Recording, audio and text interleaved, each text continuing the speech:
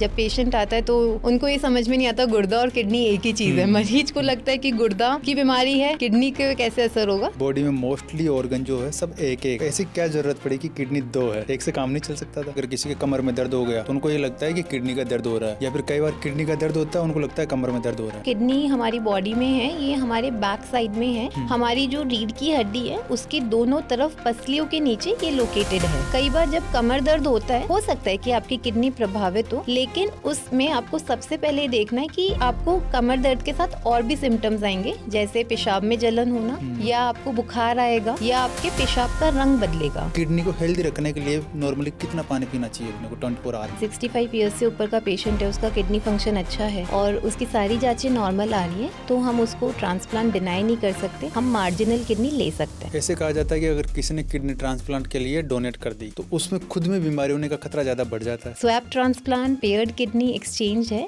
Commonly ये उन लोगों में किया जाता है जिनके पास लाइव डोनर है, लेकिन या तो उनका ब्लड ग्रुप मैच नहीं कर रहा, या फिर उनका जो क्रॉस मैच की जांच होती है वो पॉजिटिव आ रही है। ट्रांसप्लांट की हुई किडनी एवरेज कितने साल तक चल जाती है? कोई पेशेंट है जिसके आपने किडनी ट्रांसप्लांट की हो और वो फेल हो गई हो, अब उसको दोबारा ट्रांसप्लांट करना पॉसिबल है या नहीं है? अगर आप दर्द की दवाई का सेवन अतिरिक्त मात्रा में करती है तो आपकी किडनी को नुकसान पहुंचाती है। आपको ध्यान रखना है कि अगर आपको बहुत पसीने वाला काम करना पड़ रहा है, या आप कहीं बहुत गर्मी में हैं, या आप कोई बहुत एक्सेस वर्कआउट भी कर रहे हैं, तो आपको एक बहुत ही अच्छी मात्रा में पानी का सेवन करना चाहिए, जिससे आपको डिहाइड्रेशन से बचाव रहे। कोई भी किडनी का पेशेंट हो जिसके किडनी से रिलेटेड कोई बीमारी हो, उसको अपने जीवन में कौन कौन से बचाव करने चाहिए जिससे उसकी किडनी हेल्दी रहे?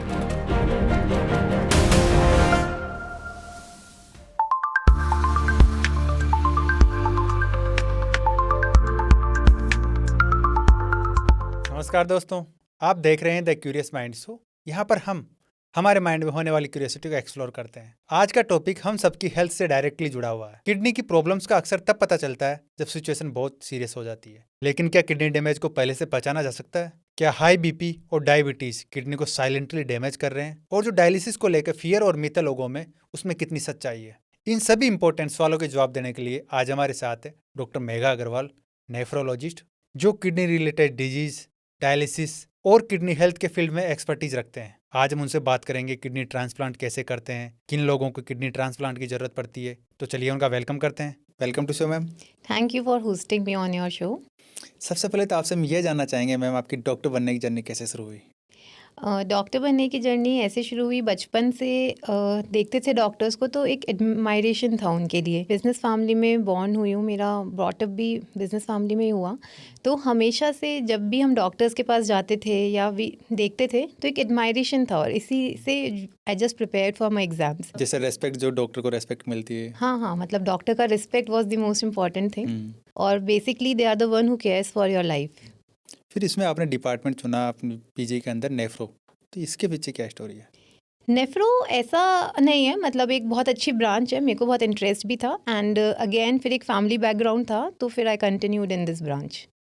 बहुत लोग तो यही नहीं समझते कि नेफ्रो का मतलब किडनी होता है। हाँ, अक्सर हम लोग भी ये इनकाउंटर करते हैं, जब पेशेंट आता है तो उनको ये समझ में नहीं आता गुर्दा और किडनी एक ही चीज़ है। मरीज को लगता है कि गुर्दा की बीमारी है, किडनी के कैसे असर होगा, तो एक्सप्लेन करना पड़ता है। तो नेफ्रो में मतलब जो किडनी होती है, किडनी का मेन काम क्या होता है बॉडी के अंदर?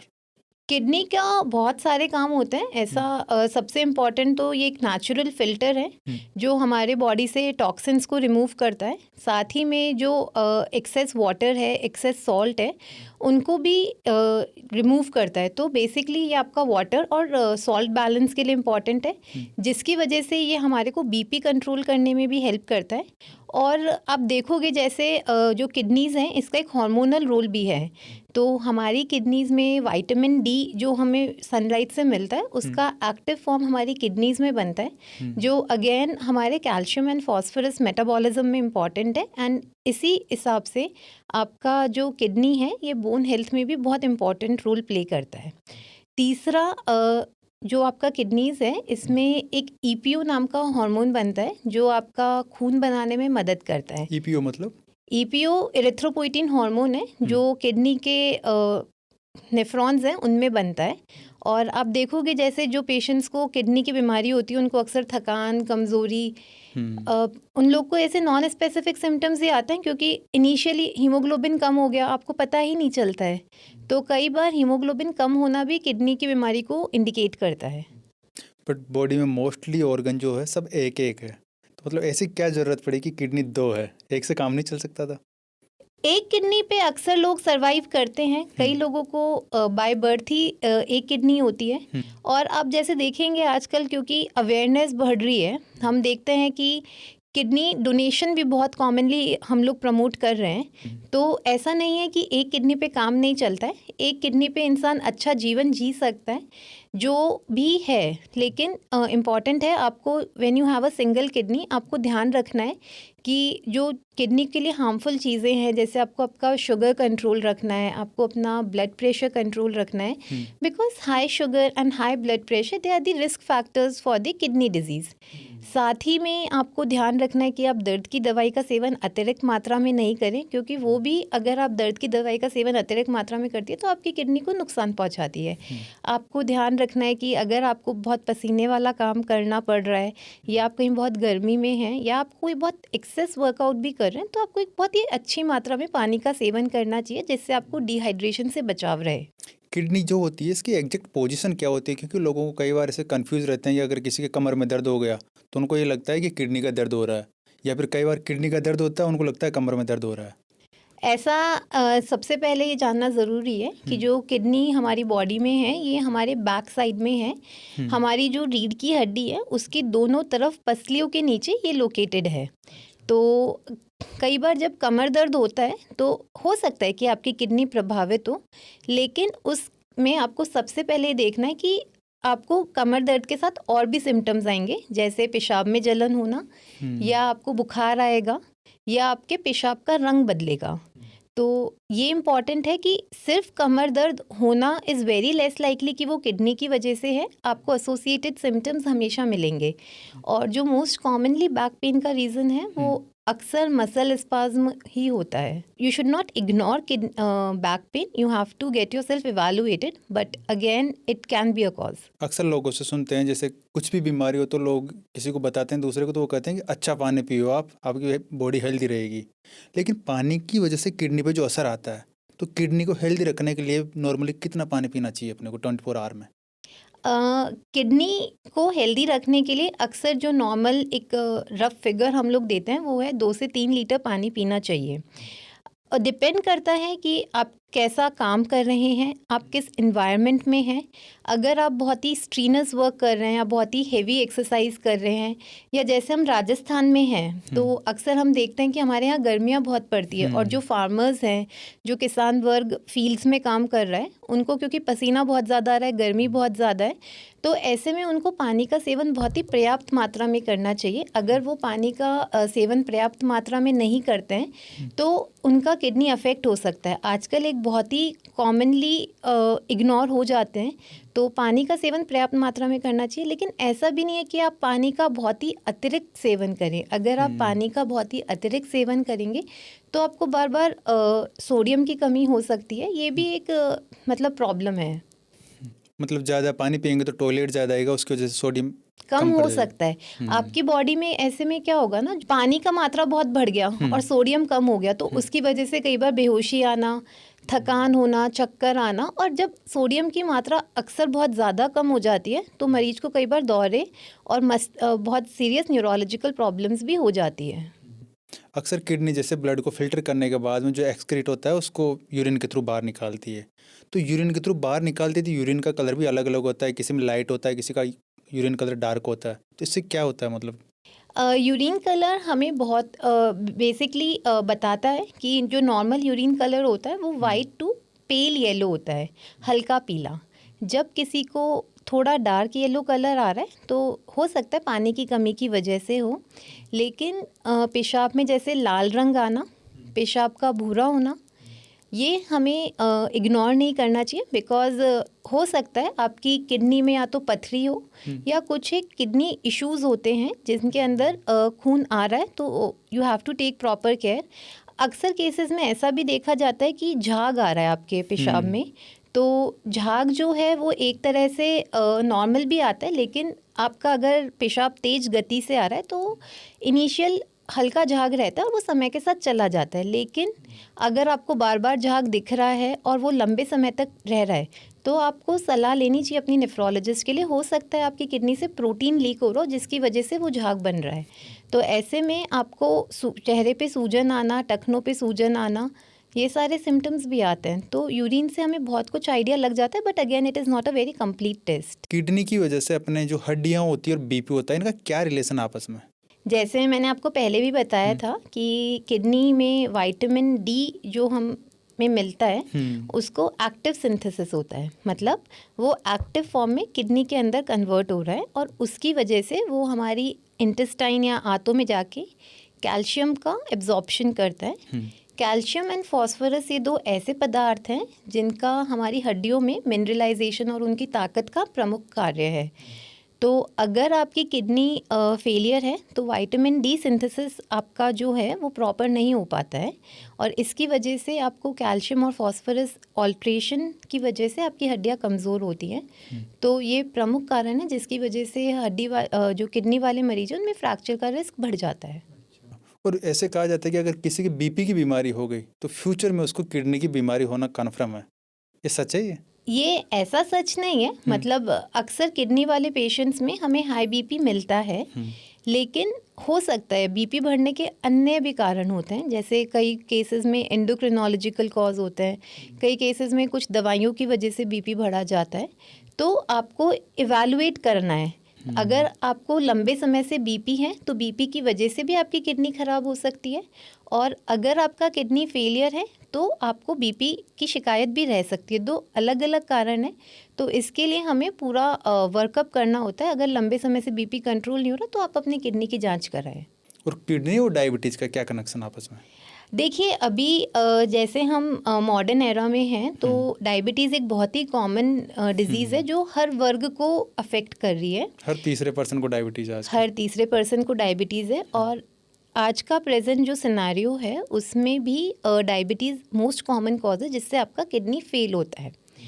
ऐसे में क्या होता है ना, जो हाई ब्लड शुगर है वो आपकी जो किडनी की छोटी छोटी वेसल्स है जिनको हम छलनी बोलते हैं, जैसे एक नेचुरल फिल्टर है, तो वहाँ पे ये डैमेज करने लगती है जिससे आपके शरीर से प्रोटीन लीक होता है। इनिशियल स्टेजेस में हो सकता है कि आपका यूरिन से सिर्फ प्रोटीन जाए, आपका क्रिएटिनिन नॉर्मल आए, तो उसको इग्नोर नहीं करना चाहिए। You have to get it checked, और अगर ऐसी सिचुएशन है तो हम कुछ मेजर्स लेके उसको आप प्रोग्रेशन रोक सकते हैं। अक्सर नमक के बारे में सुनते हैं लोगों से कि अगर नमक कम खाएंगे तो अपनी किडनी हेल्दी रहेगी, तो ये सच है मिथ है? देखिए हर चीज़ का एक पर्याप्त मात्रा में सेवन बहुत ज़रूरी है। अगर कई लोग होते हैं जो आजकल नमक बंद कर देते हैं, अगर आप नमक का बिल्कुल भी सेवन नहीं करेंगे तो शरीर में सोडियम की मात्रा कम हो जाती है। शरीर में सोडियम की मात्रा कम होना हमारे मस्तिष्क पे असर डालती है, और कई लोगों को इनिशियल स्टेजेस में आपको चक्कर आना, बेहोशी आना, ये दिक्कत होती है। जब आपका सोडियम 120 से कम हो जाता है तो एक्सट्रीम केसेस में मरीज को दौरे आना और ऐसी दिक्कतें होती हैं। तो नमक का जो एक लिमिट है 5 ग्राम्स पर डे, उतना सेवन अनिवार्य है। कुछ एक बीमारी होती है जैसे हार्ट की बीमारी हो गई, किडनी की बीमारी हो गई, इसमें नमक का थोड़ा कम सेवन करना चाहिए, लेकिन उसकी सलाह आपको अपने डॉक्टर से देने। अपने स्तर पे ऐसा कोई स्टेप नहीं लेने जिससे आपकी सेहत को हानिकारक हो। अक्सर जो भी लोग जिम में जाते हैं ना, वो हाई प्रोटीन डाइट लेते हैं, प्रोटीन शेक लेते हैं, बाहर से कई भी सप्लीमेंट्स लेते हैं, तो ऐसे कहा जाता है कि अगर ज़्यादा सप्लीमेंट लेंगे तो अपनी किडनी डैमेज हो जाएगी। जी देखिए क्या है, हर चीज़ की एक मात्रा निर्धारित है। जो नॉर्मल प्रोटीन का इनटेक है वो 1 ग्राम पर केजी बॉडी वेट है। तो जो बेसिकली प्रोटीन है वो हमारी बॉडी में ट्रांसपोर्टेशन के लिए और स्टोरेज के लिए कन्वर्ट होता है अमीनो एसिड्स में। अब अमीनो एसिड्स हमारी बॉडी में एब्जॉर्ब होते हैं। जो एक्सेस अमीनो एसिड्स हैं उनको हमारी बॉडी डीएमिनेशन के माध्यम से अमोनिया में कन्वर्ट करती है, और अमोनिया लिवर के अंदर यूरिया साइकिल से यूरिया में कन्वर्ट होता है। अब यूरिया एक वेस्ट पदार्थ है जो हमारी किडनी से फिल्टर होगा। तो जब आपके शरीर में प्रोटीन का इंटेक बहुत ज़्यादा है, उतना ही ज़्यादा आपका यूरिया का सिंथेसिस होगा। अगर आपकी किडनीज़ हेल्दी हैं तो यूरिया एक्सक्रीट हो जाता है, लेकिन कोई चीज़ कमज़ोर है और उसमें आप उस ज़्यादा प्रोटीन का सेवन करेंगे तो ज़्यादा यूरिया बनेगा और वो ओवर बर्डन होकर आपकी सेहत को नुकसान पहुँचाता है। तो आपको समझदारी से और एक निर्धारित मात्रा में सेवन करना है। जो एडेड सप्लीमेंट्स हैं उनको अवॉइड करना चाहिए। मतलब अपनी बॉडी वेट के हिसाब से होती है प्रोटीन की 1 ग्राम पर केजी के हिसाब से। हाँ, तो किसी का 60 किलो वजन है तो उसको 7 ग्राम प्रोटीन लेना 7 चाहिए एक ग्राम दिन में। प्रोटीन लेना चाहिए। अच्छा, बिना सोचे समझे कई लोग पेन किलर खाते रहते हैं। कुछ भी दर्द होता है पेन किलर खा लेते हैं, जैसे डाइक्लोफेनेक रहा या फिर इबुप्रोफेन रहा, तो इसकी वजह से किडनी डैमेज होती है। हाँ, आप देखिए जो पेन किलर्स हैं उन जो स्पेसिफिकली एनसेड ग्रुप है, जैसे आपने बताया डाइक्लोफेनेक, आइब्यूप्रोफेन, इनका सेवन जब हम करते हैं तो ये हमारे जो ब्लड वेसल्स होती है किडनी में उसके अंदर ब्लड के प्रभाव को कम कर देती है, जिससे किडनी अफेक्ट होती है। ऐसा नहीं है कि 1-2 पेन किलर खाने से हो जाता है। अगर आप डेली पेन किलर्स का सेवन अत्यधिक मात्रा में कर रहे हैं, 1 साल से ज़्यादा कर रहे हैं, तो हाँ, ये आपकी किडनीज़ को अफेक्ट करते हैं। कई लोगों को जैसे घुटने में दर्द है, वो पास वाली शॉप से जाके पेन किलर ले आते हैं और खा लेते हैं, क्योंकि जो इफ़ेक्ट है पेन किलर का वो इंस्टेंट है। इसकी वजह से इसका बहुत ज़्यादा ओवर द काउंटर यूज़ है। और हमारे पास मरीज आता है, जब हम उनसे पूछते हैं तो वो बोलते हैं कि हाँ, घुटने के दर्द के लिए खाई। कई मरीज सर दर्द के लिए बहुत ज़्यादा दवाइयाँ खाते हैं। तो आपको कोई भी दर्द की दवाई लेने से पहले डॉक्टर से कंसल्ट करना चाहिए। उनका मात्रा बहुत ज़्यादा लेंगे तो आपकी किडनीज़ पे अफेक्ट आएगा। लंबे समय तक कोई भी पर्सन अपने टॉयलेट को रोक के, पेशाब को रोक के बैठा हुआ है तो उससे किडनी डैमेज होती है। हाँ, अगर आप अपने पेशाब को होल्ड करते हैं, अगर आप बार पेशाब लगने पे भी पेशाब नहीं जाते हैं, तो ऐसे में क्या है, आपके जो पेशाब की थैली है उसका इन्फेक्शन बहुत कॉमनली बढ़ जाता है। और अक्सर हम देखते हैं जो महिला वर्ग है उनके अंदर स्मॉल यूरेथ्रा होता है, तो उनमें और भी ज़्यादा यूटीआई के चांसेस बढ़ जाते हैं। तो पेशाब को रोकना नहीं चाहिए उसको। अगर आपको सेंसेशन है तो आपको यूरिनेशन के लिए जाना चाहिए। एक्सरसाइज होती है किडनी के लिए हेल्पफुल है या फिर ज़्यादा वर्कआउट करना, हैवी वेट उठाना, ये डेंजरस है किडनी के लिए? देखिए, किडनी के लिए जो नॉर्मल वर्कआउट है उसकी एक सीमा है। आपको मॉडरेट एक्सरसाइज करनी है 150 मिनट्स पर वीक। आधा घंटा 5 दिन भी आप कर सकते हैं। अगर आप एक्सरसाइज करते हैं तो आपके जो बॉडी पैरामीटर्स है, जैसे आपका ब्लड शुगर, आपका ब्लड प्रेशर और आपका ओबेसिटी, ये पैरामीटर्स कंट्रोल में रहते हैं। जो आपका मेटाबॉलिक प्रोफाइल है वो हेल्दी रहता है। और आपके किडनीज़ पे ये इम्पॉर्टेंट है कि जो रिस्क फैक्टर्स हैं, high blood sugar, high blood pressure, इनको ऑप्टिमाइज़ करता है एक्सरसाइज। तो मॉडरेशन में एक्सरसाइज करना हमारे लिए हेल्पफुल रहता है। लेकिन अगर आप बहुत हेवी वेट्स उठा रहे हैं, अगर आप बहुत ही स्ट्रीनस एक्सरसाइज कर रहे हैं, तो आपको ध्यान रखना है कि आपका जो वाटर इनटेक है इट शुड बी एडिक्वेट। कई बार हम ऐसा देखते हैं, कई पर्सन्स जो बहुत ज़्यादा हेवी वर्कआउट कर रहे हैं या बहुत ज़्यादा पानी नहीं पी रहे हैं, तो डिहाइड्रेशन की वजह से उनमें कई बार किडनी प्रभावित होती है। किडनी की बीमारी को साइलेंट किलर क्यों कहा जाता है? हाँ, देखिए क्या होता है, जैसे जो किडनी की बीमारी है इसके लक्षण बहुत ही लेट स्टेज पे आते हैं। मेरा कहने का मतलब है जब 50 से 70% किडनी काम करना बंद कर देती है तब जाके इसके लक्षण आने लगते हैं। जो कॉमन लक्षण हम देखते हैं वो होते हैं पैरों में सूजन आना, आँखों के नीचे सूजन आना, या किसी मरीज को जो हमारे बॉडी में टॉक्सिन्स हैं, यूरिया, क्रिएटिनिन, उनकी बढ़ने की वजह से भूख नहीं लगना, खाना देख के उबकाई आने लगना, मरीज का थकान रहना खून कम होने की वजह से। तो ये जब सिम्टम्स आते हैं, जब तक 50 से 70% किडनी जा चुकी है, जो एक इरिवर्सिबल डैमेज है। तो जब पेशेंट इन लक्षण के साथ एक नेफ्रोलॉजिस्ट के पास आता है, he is always in advance renal failure. तो इसलिए किडनी की बीमारी को साइलेंट किलर कहा जाता है। जो मरीज एट रिस्क होते हैं, जिनको हाई ब्लड शुगर है, हाई ब्लड प्रेशर है, बार बार पथरी बन रही है, बार बार पेशाब का इन्फेक्शन हो रहा है, या फिर जिनकी फैमिली हिस्ट्री अनुवांशिक है किडनी की दिक्कत, उन लोगों को नियमित रूप से अपना किडनी फंक्शन चेक कराते रहना चाहिए। समय पे जांच करके समय पे बीमारी का पता लगाना ही सबसे बड़ी समझदारी है। जैसे आपने बताया कि टखनों के आसपास यहाँ पे सूजन आना या आंखों के नीचे सूजन आना, अगर किसी में सिम्टम्स आ रहे हो तो उनको क्या करना चाहिए तुरंत? सबसे पहले अगर आपको सूजन आ रही है टखनों पे, आँखों के नीचे, तो आपको अपने नेफ्रोलॉजिस्ट से आपको अपने डॉक्टर से कंसल्ट करना चाहिए। सूजन आने के बहुत कारण होते हैं, जैसे हार्ट की दिक्कत में भी सूजन आती है, लिवर की दिक्कत में भी सूजन आती है, किडनी की दिक्कत में भी सूजन आती है। सूजन आने के मुख्य कारण जो होते हैं, एक तो होता है हमारे शरीर में पानी की मात्रा बहुत ज़्यादा बढ़ गई, जिसकी वजह से जो फ्लूइड है वो इकट्ठा होकर सूजन के रूप में दिख रहा है। कई बीमारियाँ ऐसी होती है जिसमें हमारे शरीर से यूरिन के रास्ते बहुत ज़्यादा प्रोटीन निकल रहा है, तो ऐसे में भी सूजन आती है। जो ब्रेन फॉग होता है, दिमाग का सुस्त हो जाना, इसका किडनी की बीमारी से क्या रिलेशन है आपस में? देखिए क्या होता है, जो ब्रेन फॉग हम कहते हैं, तो जब आप एडवांस रीनल फेलियर के अंदर पेशेंट हमारा होता है तो उनके अंदर जहरीले पदार्थ जैसे यूरिया, क्रिएटिनिन, इनकी मात्रा बढ़ जाती है। ये यूरिया, क्रिएटिनिन ब्रेन में जब डिपॉजिट होने लगता है तो ब्रेन सुस्त होता है, कन्फ्यूजन होता है, कई बार मरीजों में हीमोग्लोबिन की भी कमी होती है। तो ये सारे कारण हैं जिसकी वजह से एक जो किडनी का पेशेंट है वो सुस्त हो जाता है। इंडिया में किडनी खराब होने का सबसे कॉमन कॉज क्या है? इंडिया में सबसे कॉमन कॉज तो डायबिटीज़ है, जिसकी वजह से अक्सर किडनी ख़राब हो रही है। और जो और अन्य कारण हैं उनके अंदर आपका हाइपरटेंशन आता है, आपका ग्लोमेरुलर डिजीज़ेज़ आता है, कुछ एक आनुवांशिक बीमारियां होती हैं जिनमें आप देखेंगे कि आपकी किडनी में छोटी छोटी पानी की गिठान बन जाती है। और आपको अगर बार बार पथरी हो रही है किसी इंसान को, अगर बच्चों के अंदर पेशाब का इन्फेक्शन है, तो रिफ्लक्स डिजीज़ के माध्यम से भी किडनी अफेक्ट होती है। रिफ्लक्स मतलब? रिफ्लक्स मतलब होता है जब पेशाब की थैली प्रॉपर काम नहीं कर रही है तो वो जो यूरिन होता है वो पेशाब की थैली से किडनी के रास्ते वापस बैक प्रेशर से जाता है। या फिर आपका जो पेशाब का नली है जो पेशाब की थैली में उतरता है, उधर एक वाल्व होता है, तो उस वाल्व की दिक्कत से भी ये दिक्कत कॉमनली देखी जाती है। तो जो हमारे छोटे बच्चों में किडनी फेलियर का कारण होता है उसमें एक बहुत ही प्रमुख कारण है रिफ्लक्स नेफ्रोपैथी। अगर किसी को फैमिली में किडनी की बीमारी है तो उसका एक्स्ट्रा क्या ध्यान रखना पड़ेगा अपने को, कि ये चीज़ें तो अपने को स्पेशल ध्यान रखनी पड़ेगी इसके लिए?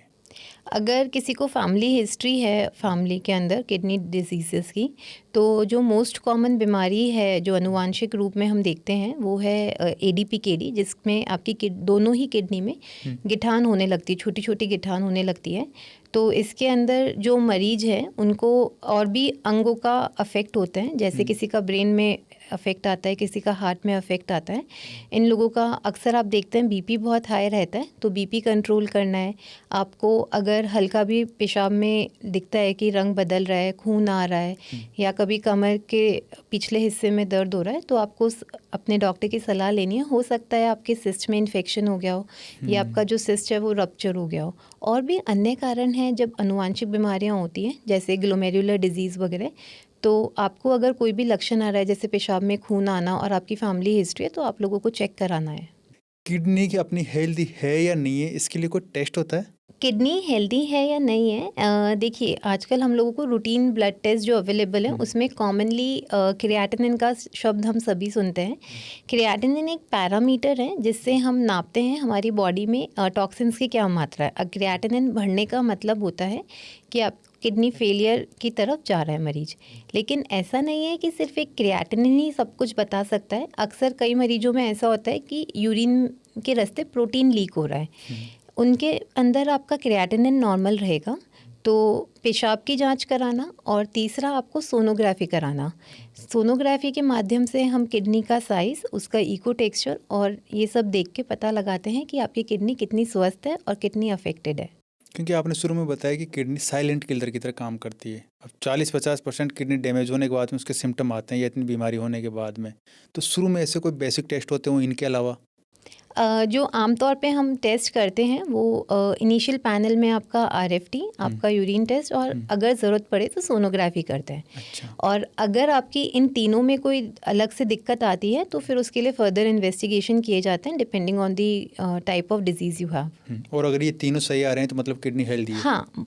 किडनी प्रॉब्लम्स को क्या अर्ली स्टेज में ठीक किया जा सकता है? हाँ, कुछ कुछ बीमारियां ऐसी है जिनको आप अगर समय से पता चलता है तो वो कम्प्लीटली रिवर्सिबल भी होती है, और कई बार हम उनका प्रोग्रेशन डिले कर सकते हैं। तो अगर हमें सही समय पे बीमारी का पता लगेगा तो हम पर्याप्त मात्रा में दवाई देके उसका प्रोग्रेशन रोक सकते हैं, जिससे जो भी लाइफ स्पैन है वो प्रोलॉन्ग हो जाए। जो आपका इंडिकेशंस है, जैसे आपका ब्लड प्रेशर कंट्रोल रहना, ब्लड शुगर कंट्रोल रहना, आपको क्या मेडिसिन अवॉइड करनी है, वो सब बताना एक बहुत ज़रूरी है। जीएफआर क्या होता है? GFR basically glomerular filtration rate है। ये आपको बताती है कि आपकी किडनी किस रेट पे जो वेस्ट प्रोडक्ट्स है उनको एक्सक्रीट कर रही है। जीएफआर के लिए हमें क्रिएटिनिन की ज़रूरत पड़ती है, तो हम जब क्रिएटिनिन यूज़ करके कैलकुलेट करते हैं जीएफआर, जिसमें हमारा बॉडी वेट, हाइट, ये सब पैरामीटर्स यूज़ होके हम कैलकुलेट करते हैं कि हमारी बॉडी कितनी रेट पे वेस्ट प्रोडक्ट्स को एक्सक्रीट कर रही है। आमतौर पे नॉर्मल आदमी में जो जीएफआर होता है वो 90 होता है, और आपका जैसे जैसे जीएफआर कम होता जाता है वैसे वैसे आपका एडवांस किडनी फेलियर की तरफ बढ़ता है। इसको इम्पोर्टेंट क्यों माना जाता है जीएफआर को? जीएफआर को इसलिए इम्पॉर्टेंट माना जाता है क्योंकि ये एक आपको बताती है कि आपकी किडनीज किस रेट पे काम कर रही है। और इसका जो कॉमनली यूज़ होता है वो होता है जब आप पेशेंट एडमिट होता है तो जो हम मॉडिफिकेशन करते हैं ड्रग डोज में, क्योंकि majority of the drugs kidney से एक्सक्रीट होती है। तो आप जब यूज़ करते हो जीएफआर को तो आप क्या जीएफआर है उसके हिसाब से ड्रग डोजिंग मॉडिफाई करते हो। दूसरा, आपको ये पता लगता है कि आप कौन सी पर्टिकुलर स्टेजिंग है किडनी का, जो किडनी स्टेजिंग है, किडनी डिजीज़ का staging, it is based on GFR. हम अक्सर सुनते हैं लोगों से कि उसका डायलिसिस चल रहा है, तो डायलिसिस क्या होता है? डायलिसिस एक प्रोसीजर है जिसमें जो हमारा खून होता है वो फिल्टर हो रहा है। अब डायलिसिस के दो माध्यम हैं जो अवेलेबल हैं, एक होता है पेरिटोनियल डायलिसिस, एक होता है हीमोडायलिसिस। हीमोडायलिसिस किस पेशेंट के लिए रेकमेंड करते हो? पेरिटोनियल डायलिसिस किस पेशेंट को रेकमेंड करते हो आप? अपने इंडिया में कॉमनली हीमोडायलिसिस ही हो रहा है अभी, क्योंकि जितने भी हमारे गवर्नमेंट एम्पैनलमेंट्स हैं जैसे चिरंजीवी योजना, आरजीएचएस, तो इसमें सब में फ्री ऑफ कॉस्ट है, तो इसकी वजह से इसकी अफोर्डेबिलिटी बढ़ जाती है। जो पेरिटोनियल डायलिसिस है उसका जो पेरिटोनियल फ्लूइड आता है इट इज़ एक्सपेंसिव और कई इसकी अफोर्डेबिलिटी नहीं है। इसका जो मुख्य एडवांटेज है वो ये है कि ये घर पे हम स्वयं कर सकते हैं, तो जो हमारा जॉब वर्क है या कोई बच्चा अगर पढ़ाई कर रहा है तो वो हैम्पर नहीं होता है। जबकि हीमोडायलिसिस के अंदर मरीज को एक फ़िक्स इंटरवल के लिए हॉस्पिटल जाना होगा, उसको 4 घंटे हॉस्पिटल में देने होंगे, और इसका जो फ्रीक्वेंसी है वो हफ्ते में 3 बार रहता है। लेकिन जो इफ़ेक्टिवनेस है हीमोडायलिसिस की बेटर होती है। जो अक्यूट कंडीशंस होती है जिसमें हमें तुरंत कंट्रोल चाहिए उसमें हमें हीमोडायलिसिस ही करना पड़ता है, और पेरिटोनियल डायलिसिस में आपका इन्फेक्शन का रिस्क बहुत ज़्यादा रहता है। जो डायलिसिस होता है लाइफ लॉन्ग चलता है अगर एक बार स्टार्ट हो गए तो? देखिए, ये डिपेंड करता है कि डायलिसिस किस मरीज में स्टार्ट हुआ है। अगर किसी की किडनी अभी अक्यूटली इंजर हुई है, जैसे AKI है, तो उन पेशेंट्स के अंदर हो सकता है कि जिस कारण से किडनी अफेक्ट हुई है, जैसे अगर किसी का किडनी इन्फेक्शन की वजह से संक्रमित हुई है, तो वो कारण ठीक होने पे डायलिसिस आपका स्टॉप हो जाए। लेकिन it depends on the type of insult. कुछ मरीज होते हैं जिनको किडनी की दिक्कत बहुत लंबे समय से चल रही है, तो उन पेशेंट्स के अंदर डायलिसिस एक बहुत लंबे समय तक करना पड़ता है जब तक वो ट्रांसप्लांट के लिए ऑप्ट नहीं करते हैं। किडनी के मरीज को कब समझ जाना चाहिए कि अब अपना काम डायलिसिस से नहीं चलेगा, अपने को ट्रांसप्लांट ही करवाना अपने पास ऑप्शन है? देखिए, जो ट्रांसप्लांट है ये जो मरीजों की किडनी लंबे समय से ख़राब है उनके अंदर किया जाता है। कई बार हम ऐसा भी करते हैं कि हम सीधा जो एडवांस रीनल फेलियर में उनमें डायरेक्ट ट्रांसप्लांट ही करते हैं, जिसको प्रीएम्प्टिव ट्रांसप्लांट बोला जाता है। कोई भी एक वैल्यू क्रिएटिनिन की ऐसी नहीं होती जिस पे आप ट्रांसप्लांट करेंगे या डायलिसिस चालू करेंगे। आपको क्रिएटिनिन की वैल्यू के साथ उसमें जो लक्षण है उनको भी देखना होता है, और based on the symptoms and reports you take the decision. Transplant होता है डायलिसिस से बेटर ऑप्शन है या फिर नहीं है? देखिए, जो आपका डायलिसिस है वो आपका सिर्फ फिल्टर वाला काम करता है। अगर आप देखेंगे ट्रांसप्लांट तो उसके अंदर क्या होता है, जो आपकी एक स्वस्थ किडनी बॉडी में लगी है जिसकी वजह से किडनी के जो अदर काम है फिल्टर के साथ साथ, जैसे विटामिन डी का सिंथेसिस, कैल्शियम फॉस्फोरस का रेगुलेशन, बोन हेल्थ, वो भी इम्प्रूव होता है। साथ में आपको EPO हार्मोन का भी प्रोडक्शन होने लगता है जिससे जो खून की कमी होती है उसमें भी सुधार आता है। और ट्रांसप्लांट अगर मरीज का एक बार हो जाता है तो वो अपना सामान्य जीवन जी सकता है। उसको हर दिन हफ्ते में 3 दिन डायलिसिस के लिए नहीं जाना, तो उसकी क्वालिटी ऑफ लाइफ इम्प्रूव हो जाती है। तो ट्रांसप्लांट के लिए कुछ एज लिमिट होती है कि इस एज के बाद में ट्रांसप्लांट नहीं कर सकते किडनी का? अक्सर हम 65 से 65 इयर्स ओल्ड से जो पेशेंट ज़्यादा होते हैं उनका ट्रांसप्लांट अवॉइड करते हैं। एक तो उनमें हाई रिस्क होती है और उनकी लाइफ एक्सपेक्टेंसी भी कम होती है। अगर अवेलेबल है डोनर, पेशेंट हेल्दी है, तो उनमें भी किया जा सकता है। ऐसा कोई एज लिमिट अभी डिफाइन नहीं है कि इससे ज़्यादा में ट्रांसप्लांट कॉन्ट्राइंडिकेटेड है। और जो डायबिटीज और हार्ट पेशेंट होते हैं उनका भी ट्रांसप्लांट पॉसिबल है? हाँ, बिल्कुल। अगर जो आपके हार्ट पेशेंट्स हैं उनको आप ट्रांसप्लांट की जब टेस्ट करते हो, उसमें वो अगर फिट हैं, उनको कोई मेजर सर्जिकल कॉम्प्लिकेशन नहीं है, तो उनके अंदर transplant is successful and it can be done. और अगर आपका जो डायबिटिक पेशेंट है उनमें ट्रांसप्लांट का एक अच्छा ऑप्शन है, अगर पेशेंट को सिर्फ ध्यान रखना है कि उनकी शुगर्स का कंट्रोल अच्छा रहना चाहिए। जब भी किडनी ट्रांसप्लांट किया जाता है तो किडनी डोनेट करने के लिए मतलब क्या क्या पॉसिबिलिटीज़ होनी चाहिए? कौन डोनेट कर सकता है किडनी? किडनी डोनेट कोई भी जो आपसे रिलेशन होल्ड करता है वो डोनेट कर सकता है। वो आपका स्पाउस हो सकता है, वो आपके ब्रदर सिस्टर हो सकते हैं, वो आपके पेरेंट्स हो सकते हैं, आपके ग्रैंड पेरेंट्स हो सकते हैं। अगर फर्स्ट डिग्री रिलेटिव्स अनफिट होते हैं तो आपके चाचा चाची, बुआ, फूफा, एनी जो आपसे खून का संबंध रखते हैं वो हो सकते हैं। जब इसके लिए डीएनए टेस्ट किया जाता है, उसके माध्यम से हमें देखते हैं कि आपका डीएनए कितना शेयर है और आपने जो रिलेशन बताया है वो सही है। जो डोनर होता है उसकी एज भी मायने रखती है इसके अंदर कि इस एज के बाद में कोई डोनेट नहीं कर सकता या इससे कम की एज का कोई डोनेट नहीं कर सकता? हाँ, जैसे 18 से कम एज के लोगों को डोनेट नहीं करते और मैक्सिमम अगर हम एज की बात करें तो 65 हम कॉमनली एक्सेप्ट करते हैं। लेकिन अगर आपकी फैमिली के अंदर सूटेबल डोनर नहीं है तो कई बार हम एडवांस जांचें जो डीटीपीए होता है उसमें देखते हैं कि किडनी फंक्शन कितना है। अगर एडवांस स्टेज का पेशेंट है, जैसे 65 ईयर्स से ऊपर का पेशेंट है, उसका किडनी फंक्शन अच्छा है और उसकी सारी जांचें नॉर्मल आ रही हैं, तो हम उसको ट्रांसप्लांट डिनाई नहीं कर सकते, हम मार्जिनल किडनी ले सकते हैं। ऐसे कहा जाता है कि अगर किसी ने किडनी ट्रांसप्लांट के लिए डोनेट कर दी तो उसमें खुद में बीमारी होने का खतरा ज़्यादा बढ़ जाता है। देखिए, ऐसा नहीं है। कोई भी ऑर्गन डोनेशन के लिए जब रेडी होता है तो उसकी खून की जांचें, उसकी हार्ट की जांचें, ये सारी जांचें की जाती हैं जिससे हम ये इवैल्यूएट करते हैं कि डोनर के अंदर कोई डिज़ीज़ तो नहीं है या वो कोई डिज़ीज़ के लिए रिस्क पे तो नहीं है। जब डोनर हेल्दी होता है एंड उसको आगे फ्यूचर में कोई रिस्क नहीं होता, तभी हम उसको ऑर्गन डोनेशन के लिए रेडी करते हैं। तो फिर उसको कुछ दवाई वगैरह तो नहीं खानी पड़ती बाद में उसकी जब डोनेट कर दी उसने किडनी तो?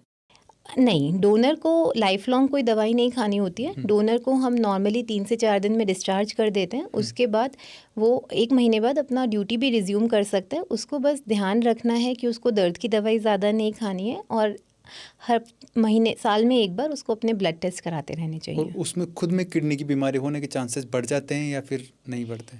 ऐसा तो कॉमनली नहीं होता है कि उनमें बीमारी बढ़ जाए, लेकिन अगर किसी कार्यवश ऐसा हो भी गया तो उसका, क्योंकि रूटीन टेस्ट होता है, तो हम बीमारी को अर्ली स्टेज पे डायग्नोस कर सकते हैं। और कोई भी फीमेल है वो उसने अगर किडनी डोनेट कर दी तो फ्यूचर में वो माँ बनने में तो कोई दिक्कत नहीं होती उसको?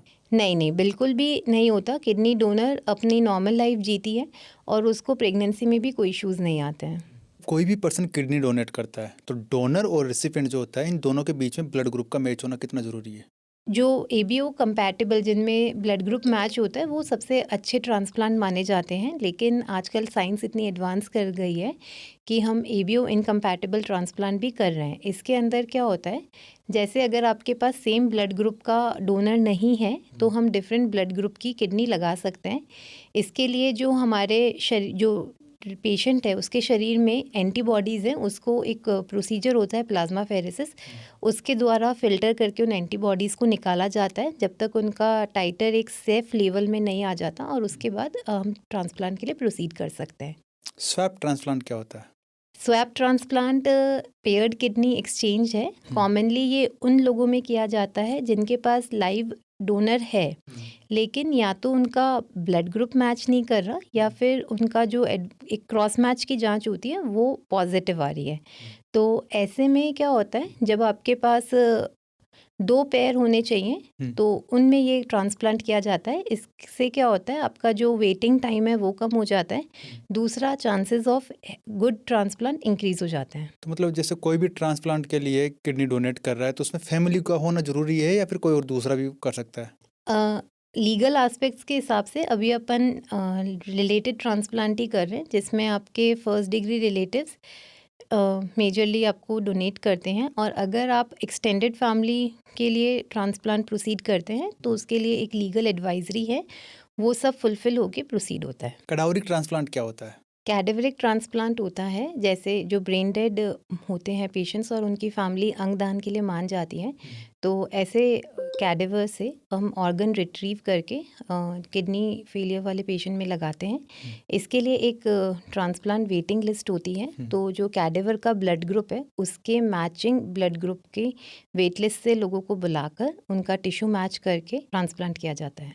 ऐसा भी होता है कि कभी कभी कि जैसे आपने ट्रांसप्लांट के लिए कोई डोनर तैयार हो गया, अब ऐसे कुछ प्रोसेस होता है कि कोई जो जिसके अपन ट्रांसप्लांट कर रहे हैं पेशेंट के, उसकी बॉडी एक्सेप्ट करे या नहीं करे उस चीज़ को? हमारा जो प्री ट्रांसप्लांट वर्कअप होता है उसमें इसकी जांच करते हैं। इसके अंदर ये देखते हैं कि जो रेसिपिएंट है उसके अंदर ऐसी एंटीबॉडीज़ तो नहीं है कि वो डोनर का टिश्यू रिजेक्ट कर दे।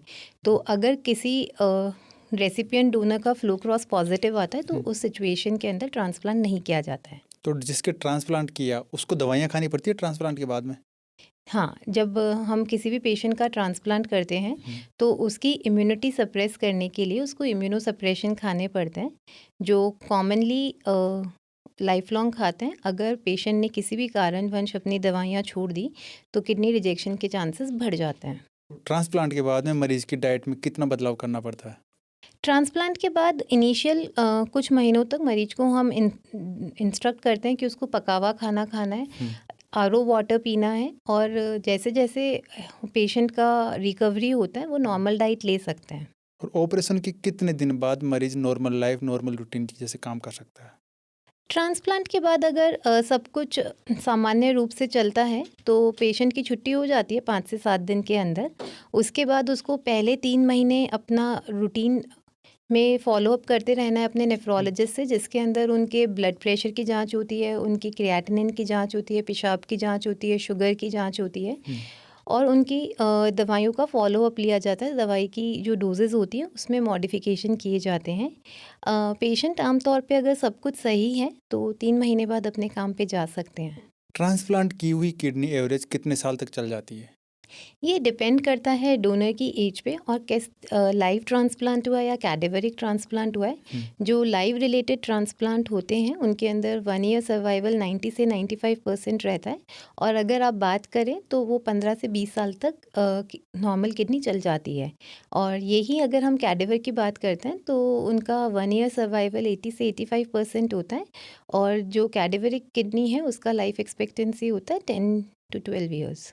किसी भी पेशेंट की किडनी ट्रांसप्लांट कर रहे हैं तो ट्रांसप्लांट करने के बाद में वो किडनी कितने साल तक चलेगी एवरेज? जो किडनी सर्वाइवल है वो डिपेंड करता है कि डोनर की क्या एज है, और ट्रांसप्लांट लाइव ट्रांसप्लांट था या फिर आपका डिसीज डोनर ट्रांसप्लांट था, जिसको कैडेवरिक ट्रांसप्लांट बोलते हैं।